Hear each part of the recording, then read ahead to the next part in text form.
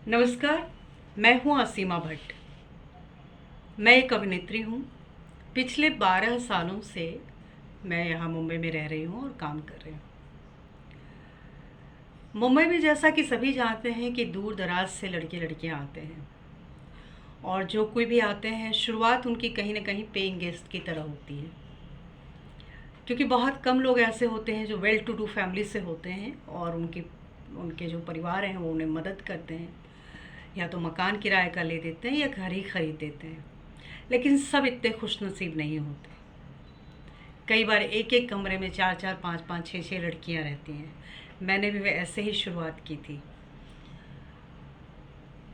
मेरा जो अपना अनुभव है, मैंने देखा कि कई बार लोग मजबूरी में रूम शेयर करते हैं और उन्हें लड़कों के साथ भी करना पड़ता है। और चूंकि यहाँ ये टर्म एंड कंडीशन है कि बैचलर को घर नहीं देंगे ज़्यादातर, तो लोग इसे घोषित कर देते हैं कि हम पति पत्नी हैं, या लिविंग में रहना शुरू कर देते हैं। ये बातें मैं इसलिए बता रही हूँ कि क्यों ये परेशानियाँ होती हैं, क्योंकि यहाँ किराए पे घर मिलना सिंगल लड़कियों को, और ख़ास तौर से अगर वो अभिनेत्री हैं, मॉडल हैं, तो उन्हें दिक्कत आती है। दूसरी बात, यहाँ किराया बहुत महंगा है। यानी जितनी कमाई में एक मिडिल क्लास फैमिली पूरी तरह से अच्छी तरह जी सकते हैं, इतना यहाँ अकेले एक बंदे का किराया में निकल जाता है। मुझे याद आता है कि मैं इससे पहले दिल्ली में थी और उससे पहले मैं पटना में थी। पटना में मैं हॉस्टल में रहती थी। वर्किंग वुमेंस हॉस्टल था राजेंद्र नगर में, और जहाँ मुझे महीने का किराया देना पड़ता था मात्र 75 रुपीज़। हालांकि आप कहेंगे कि बहुत पुरानी बात है। हाँ, पुरानी बात है। यानी मैं 90s के बाद की बात कर रही हूँ, 90 से 93। लेकिन तब भी 75 रुपीज़ बहुत ही नॉमिनल कहा जाएगा। यानी एक तरह से आप कहते हैं कि टोकन अमाउंट। मुंबई में मैंने महसूस किया है कि एक इंसान के खाने पीने इत्यादि में जितना खर्च नहीं होता उतना किराए में चला जाता है। यहाँ आकर के जिस तरह मैंने शुरुआत की पेइंग गेस्ट से लेकर के, और किराए में अब अपना इंडिपेंडेंट रहना, क्योंकि एक कलाकार चाहता है कि वो इंडिपेंडेंट रहे। 24 घंटे किसी के साथ रूम शेयर करेंगे तो वो अपने ऊपर काम नहीं कर पाते। उनकी जो पढ़ाई है, लिखाई है, जो हम क्राफ्ट्स की बात करते हैं, जो हम सेल्फ वर्किंग ऑन सेल्फ, तो वो पॉसिबल नहीं होता। ये मुद्दा बहुत ही गंभीर मुद्दा है मुंबई के लिए। और मैंने पाया कि मुंबई में इस तरह से, जैसा कि पटना में वर्किंग वुमेंस हॉस्टल है और वहाँ बहुत ही कम कीमत पे लड़कियों को रूम अवेलेबल है, मुंबई में नहीं है। एक YWCA है जहाँ पर कि बहुत सारी कंडीशन हैं, बहुत लिमिट्स हैं। उनके जो सीटें हैं, वहाँ पे जो कमरे हैं बहुत कम हैं। ऊपर से जो लड़कियों के वहाँ अंदर आने का जो टाइम है वो रात के 10 बजे तक ही है, जबकि एक्टिंग फील्ड में दिन और रात का पता नहीं चलता हमारा। कई बार हमारे शेड्यूल रात में ही होते हैं। कई बार ओवरनाइट काम हुआ और रात के 2 बजे 3 बजे पैकअप हुआ, तो उस समय हम लोग लौटते। तो ऐसे केस में हम जैसे लड़कियों के लिए वो जगह उतना सूटेबल नहीं है। और दूसरी बात कि मिलता भी नहीं है, जगह भी बहुत कम है। 2-3 बार मैंने ट्राई किया। ये बात सिर्फ मेरे अकेले की नहीं है। मुंबई में ऐसी लाखों लड़कियां हैं जो यहाँ अकेली आती हैं, अकेली रहती हैं, अकेले संघर्ष करती हैं, और उनको इन बातों से दो चार होना पड़ता है। कई बार मजबूरी में लड़कियां लिविंग में रहना कबूल कर लेती हैं।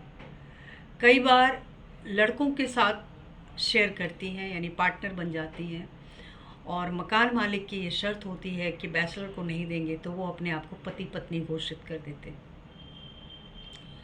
ये सारी चीज़ें एक चिंता दर्शाती है कि आखिर ऐसा क्यों है। इसलिए कि मुंबई में सभी चले तो आते हैं कि हम कमा लेंगे और ठीक ठाक से जी लेंगे, लेकिन इतना आसान भी नहीं होता सबके लिए।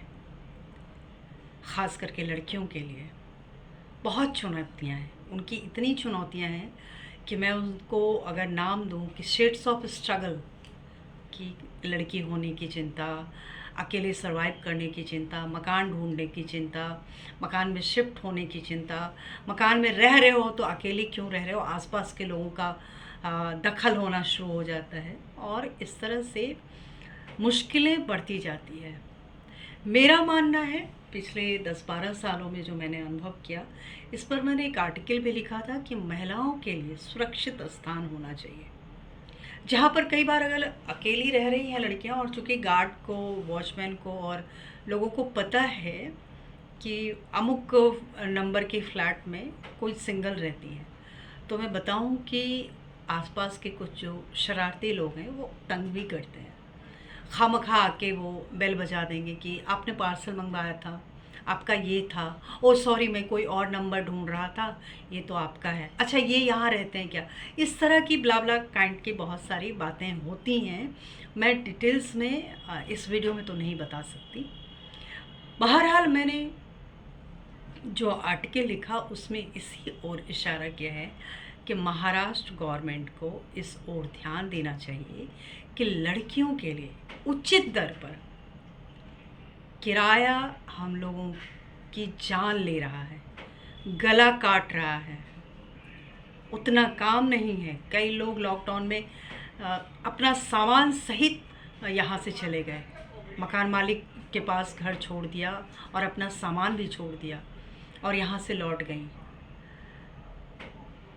मेरे ख्याल में ये एक बहुत ही गंभीर मुद्दा है, लड़कियों के लिए सेंसिटिव मुद्दा है, उनकी सुरक्षा का सवाल है और लोगों को इस पर सोचना चाहिए, ख़ास तौर से महाराष्ट्र सरकार को। और मेरी उनसे और आप सब लोग जो ये वीडियो देख रहे हैं, विनम्र निवेदन है कि आप लोग इस पर गौर करें और जितना अधिक से अधिक हो सके इस वीडियो को शेयर करें।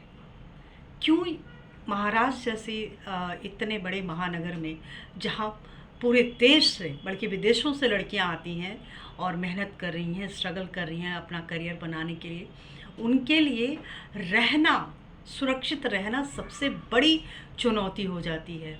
तो ऐसे में जितना हो सके एक ऐसा हॉस्टल बनाया जाए जहाँ पे उनको उचित दर पे मिले। मैं ये नहीं कह रही कि फ्री में मिले, उचित दर पे मिले और उनको सुरक्षा मिले, क्योंकि वहाँ के गार्ड की जो व्यवस्था होगी वो ऐसा नहीं करेगा कि रात के 12 बजे कॉल कर दिया कि आपका पार्सल था, ओ नहीं नहीं सॉरी मैं तो बगल वाले का दरवाज़ा खटखटाना चाह रहा था।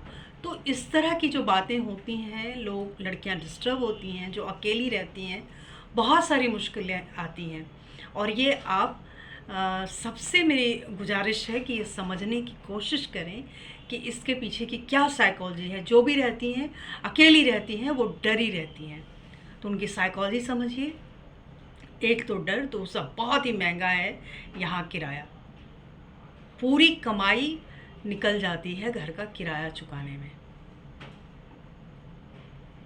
बस इतना ही कहूँगी कि महाराष्ट्र सरकार को इस बारे में सोचना चाहिए कि लड़कियां आपके यहाँ काम करने आ रही हैं, उनसे भी आपको रेवेन्यू मिल रहा है। वी आर टैक्स पेयर, हमारा पैसा, हमारा जो भी काम होता है, पैसा मिलने से पहले हमारा TDS कट जाता है, हम टैक्स पे कर रहे हैं, लेकिन हम सुरक्षित नहीं हैं, ख़ास तौर से वो लड़कियां जो अकेली हैं। सरकार प्लीज़ इस बारे में सोचें, ये मेरा आग्रह है, निवेदन है।